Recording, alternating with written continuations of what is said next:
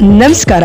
ಲುಂಗಿ ಎಂಗಿಡಿಗೆ ಗಂಭೀರ ಗಾಯ, ನಡು ಮೈದಾನದಲ್ಲೇ ಬಂತು ಆಂಬ್ಯುಲೆನ್ಸ್, ಮುರಿದು ಬಿತ್ತು ಕುತ್ತಿಗೆ, ನಡೆಯಿತು ದೊಡ್ಡ ಅನಾಹುತ. ಹಾಗಾದ್ರೆ ಸುದ್ದಿಯ ಕಂಪ್ಲೀಟ್ ಮಾಹಿತಿಯನ್ನ ತಿಳಿಸ್ಕೊಡ್ತಾ ಹೋಗ್ತೀನಿ. ವಿಡಿಯೋವನ್ನ ಕೊನೆವರೆಗೂ ನೋಡಿ.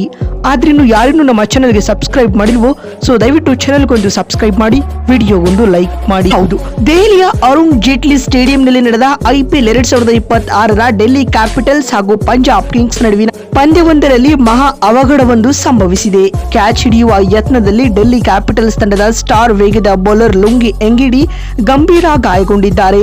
ಪಂಜಾಬ್ ಕಿಂಗ್ಸ್ ನ ಬ್ಯಾಟರ್ ಆದ ಪ್ರಿಯಾಂಶ್ ಆರ್ಯ ನೀಡಿದ ಕ್ಯಾಚ್ ಹಿಡಿಯುವ ಯತ್ನದಲ್ಲಿ ಲುಂಗಿ ಎಂಗಿಡಿ ಅವರ ತಲೆ ನೆಲಕ್ಕೆ ಜೋರಾಗಿ ಅಪ್ಪಳಿಸಿತು. ಇದರಿಂದ ಎಂಗಿಡಿ ಮೈದಾನದಲ್ಲೇ ಬಿದ್ದು ನೋವಿನಲ್ಲಿ ನರಳಾಡರಂಭಿಸಿದರು. ಸ್ನೇಹಿತರೆ, ಸದ್ಯ ಈ ವಿಡಿಯೋ ಹಲ್ಚಲ್ ಎಬ್ಬಿಸಿದೆ.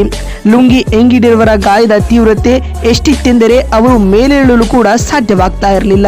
ಕೂಡಲೇ ಮೈದಾನಕ್ಕೆ ಆಗಮಿಸಿದ ಡೆಲ್ಲಿ ತಂಡದ ಫಿಸಿಯೋ ಎಂಗಿಡಿ ಅವರಿಗೆ ಪ್ರಾಥಮಿಕ ಚಿಕಿತ್ಸೆ ನೀಡಿದರು. ಆದರೂ ಎಂಗಿಡಿ ಚೇತರಿಸಿಕೊಳ್ಳುವಂತೆ ಕಾಣಲಿಲ್ಲ. ಕೂಡಲೇ ಸ್ಟ್ರೆಚರ್ ಮೂಲಕ ಎಂಗಿಡಿರವರನ್ನ ಡಗೌಟ್ಗೆ ಕರೆದೊಯ್ಯಲು ಪ್ರಯತ್ನಿಸಲಾಯಿತು. ಆದರೆ ಅದು ಕೂಡ ಸಾಧ್ಯವಾಗಿಲ್ಲ. ಹೀಗಾಗಿ ಗಾಯದ ಗಂಭೀರತೆಯನ್ನ ಅರಿತು ಕೂಡಲೇ ಆಂಬ್ಯುಲೆನ್ಸ್ ಅನ್ನ ಮೈದಾನಕ್ಕೆ ಕರೆತರಲಾಯಿತು. ನಂತರ ಅವರನ್ನ ಆಂಬ್ಯುಲೆನ್ಸ್ ಮೂಲಕ ಆಸ್ಪತ್ರೆಗೆ ಕರೆದುಕೊಂಡು ಹೋಗಲಾಗಿದೆ. ಪ್ರಸ್ತುತ ಎಂಗಿಡಿರವರ ಸ್ಥಿತಿ ಗಂಭೀರವಾಗಿದ್ದು ಆಸ್ಪತ್ರೆಗೆ ದಾಖಲಿಸಿದ ಬಳಿಕವಷ್ಟೇ ಅವರ ಗಾಯ ಎಷ್ಟು ಗಂಭೀರವಾಗಿದೆ ಎಂದು ತಿಳಿಯಲಿದೆ. ಲುಂಗಿ ಎಂಗಿಡಿರವರನ್ನ ಸ್ಕ್ಯಾನಿಂಗ್ಗೆ ಒಳಪಡಿಸುವ ಸಾಧ್ಯತೆ ಇದ್ದು ಅವರ ವರದಿ ಬಂದ ಬಳಿಕವಷ್ಟೇ ಅವರ ಚೇತರಿಕೆಯ ಬಗ್ಗೆ ಹಾಗೂ ಅವರ ಲಭ್ಯತೆ ಬಗ್ಗೆ ಮಾಹಿತಿ ಸಿಗಲಿದೆ.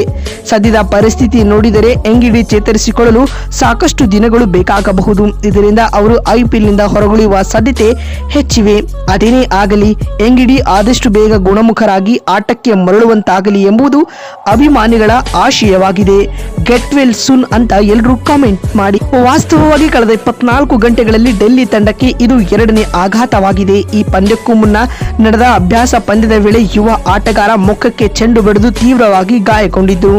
ಹೀಗಾಗಿ ಅವರನ್ನ ಕೂಡ ಆಂಬ್ಯುಲೆನ್ಸ್ ಮೂಲಕ ಆಸ್ಪತ್ರೆಗೆ ದಾಖಲಿಸಲಾಗಿತ್ತು. ಇದೀಗ ಎಂಗಿಡಿ ಕೂಡ ಗಂಭೀರವಾಗಿ ಗಾಯಗೊಂಡು ಆಸ್ಪತ್ರೆಗೆ ಸೇರಿಕೊಂಡಿದ್ದಾರೆ. ಇವರಿಬ್ಬರ ಇಂಜುರಿಯ ತೀವ್ರತೆ ಎಷ್ಟಿದೆ ಎಂಬುದು ಕೆಲವೇ ಗಂಟೆಗಳಲ್ಲಿ ಗೊತ್ತಾಗಲಿದೆ. ಸ್ನೇಹಿತರೆ, ಕ್ರಿಕೆಟ್ ಗೇಮ್ ಎಷ್ಟು ಎಂಟರ್ಟೈನ್ಮೆಂಟೋ ಅಷ್ಟೇ ಹಾರ್ಮ್ಫುಲ್ ಗೇಮ್ ಅನ್ನೋದು ಮತ್ತೊಮ್ಮೆ ಇದೀಗ ಸಾಬೀತಾಗ್ತಾ ಇದೆ. ಮತ್ತೊಂದು ವಿಡಿಯೋದಲ್ಲಿ ಸಿಗ್ತೀನಿ. ನಮಸ್ಕಾರ, ಧನ್ಯವಾದಗಳು.